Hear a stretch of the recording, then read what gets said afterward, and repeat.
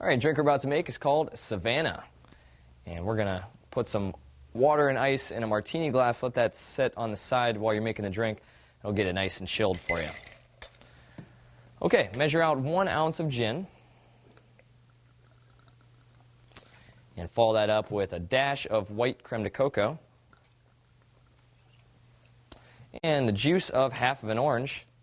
As you can see, we took the time to go ahead and cut an orange in half. And that's going to make it so good. Go ahead and squeeze that in there.